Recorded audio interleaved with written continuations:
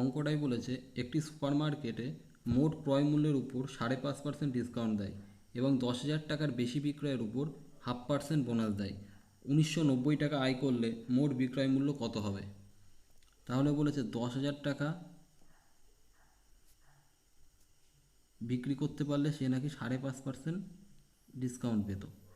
কিন্তু সে যদি এখন 10,000 টাকার বেশি বিক্রি করে, তাকে 5.5% তো দেয়াই হচ্ছে, তার সাথে আরও কত দেওয়া হচ্ছে? 0.5%। এই 0.5% মানে হচ্ছে মোট তাহলে কত? 6%।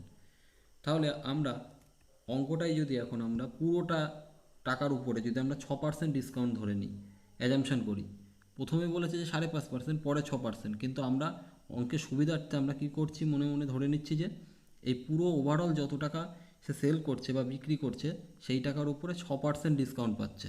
তাহলে এখানে কত পার্সেন্ট কম পাচ্ছে? এখানে 0.5% কম পাচ্ছে। যদি এখানে সে 0.5% পেত, তাহলে সে টাকা বেশি পেত? আর 10,000 টাকা গুণ 0.5% মানে 1/200, তার মানে কাটাকাটি করলে এটা হয় 50। তাহলে 0.5% মানে হচ্ছে এটা 50 টাকা বেশি পেত। এমনি সে এখানে 5.5% আর এখানে 6% পাওয়াতে সে পাচ্ছে কত? 1990 টাকা।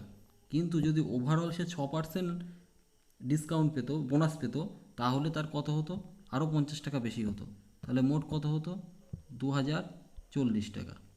এই 2040 টাকাটা কি? 2040 টাকা হচ্ছে সে বোনাস পেয়েছে। এই বোনাসের ভ্যালুটাই আমার অঙ্কে বলা আছে নাকি 6%। 6%। তাহলে 6%-এর ভ্যালু যদি 2040 টাকা হয়, তাহলে আমার মোট বিক্রয় মূল্য জানতে চেয়েছে 100%-এর ভ্যালু কত, সেটা বের করতে হবে। তাহলে 6%-এর ভ্যালু যদি 240 টাকা হয়, তাহলে আমরা 6কে 240 দিয়ে কাটলে কত হয়? 3 6 18, 4 6 24 আর একটা শূন্য। তাহলে একের ভ্যালু হচ্ছে 340, আর 100-র ভ্যালু কত হবে? আরও দুটো শূন্য বেশি হবে। তাহলে মোট আমার বিক্রি হয়েছিল কত টাকা? 34,000 টাকা।